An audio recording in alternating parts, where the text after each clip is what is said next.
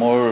কি কাৰণত মই নাজানো মই আশা কৰিছিলোঁ মোৰ ভোট বৃদ্ধি হ'ব মোৰ হোৱা নাই সেই গতিকে আমি এতিয়াও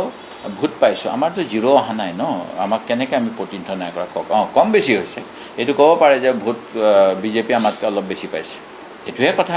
আমিতো বহুত ভোট পাইছোঁ আমি কোনোবা চেণ্টাৰত যেন নোপোৱাকৈ আছোঁ আৰু এইটোতো আচৰিত মই গুৱাহাটীৰ এটা কথা শুনিছোঁ কোনোবা এগৰাকী প্ৰাৰ্থীৰ তেওঁ পৰিয়ালৰ সদস্যই 35জন আছিলে এটা ভোট কেন্দ্ৰত তেওঁ ভোট কেন্দ্ৰত 11টা ভোট পাইছে এইবিলাক হাতৰ এইবিলাক কেনেকৈ কি হ'ল মই নাজানো সেইকাৰণে মই অলপ সময় লৈছোঁ এইবিলাক পঢ়া শুনা কৰি কথা পাতি যোগাযোগ কৰি তেওঁৰ দলটোৱে সেইটো কৰিছে তেওঁৰ দলত জানো এজনো মুছলমান বিধায়ক আছে নেকি নাই তেওঁৰ দলটোৱে এইটো প্ৰতিনিধিত্ব কৰিছে আমাৰ দলতো জয়প্ৰকাশ মুছলমান নহয় কেনেকৈ ক'ব পাৰে ইমান মিছা কথা জয়প্ৰকাশক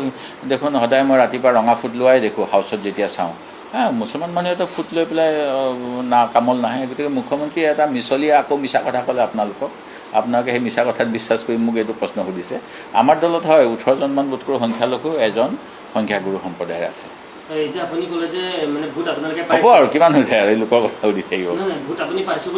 পাইছোঁ ডেফিনেটলি পাইছোঁ গতিকে সেইটো কাৰণে যদি ৱাজেদ আলীক মানে ভোট দলপতি দিছে গতিকে উজনি সেইখিনি ভোটো আৰু নাইকিয়া হৈ পেলাই অখিল গগৈ আপোনালোকৰ স্থানটো ল'ব বুলি কৈছে এইটো মুখ্যমন্ত্ৰীৰ এটা ইচ্ছা মুখ্যমন্ত্ৰীয়ে 2017 চনমানত বোধ কৰোঁ অসম বিধানসভাৰ যিখন কেণ্টিন আছে নতুন কেণ্টিনখন অহাৰ আগত তাত মই আছিলোঁ আৰু এজন মোৰ সতীৰ্থ প্ৰাক্তন বিধায়ক তেওঁ আমাৰ দুজনৰ মুখৰ আগতে মুখ্যমন্ত্ৰীৰ ইচ্ছাৰ কথা কৈছিলে এইটো উইচ লিষ্ট বুলি কয় যে তেওঁ ইচ্ছা তেওঁ কৈছিলে যে অসমত বিৰোধী দল হিচাপে কংগ্ৰেছ নিচিহ্ন হ'ব UDF অথবা অখিল গগৈ থাকিব ৰাইজৰ দল এই কথাটো মুখ্যমন্ত্ৰীৰ ইচ্ছা 2017 চনতে মই শুনিছোঁ তাৰপিছতো মই UDFত জইন কৰা নাই মই ৰাইজৰ দলত জইন কৰা নাই অখিল গগৈৰ দলটোত মই জইন কৰা নাই সেই গতিকে এই যে মুখ্যমন্ত্ৰীৰ ইচ্ছাটো মতে যে কিছুমান কাম হ'ব দিব নোৱাৰি যিটো গণতন্ত্ৰৰ প্ৰতি ভাবুকি যিটো আমাৰ ধৰ্মনিৰপেক্ষতা সমাজনীতিৰ প্ৰতি ভাবুকি সেইখিনি ভাবুকি প্ৰতিহত কৰিবলৈ আমি সাহসেৰে কংগ্ৰেছ কৰি আছোঁ কৰি থাকিম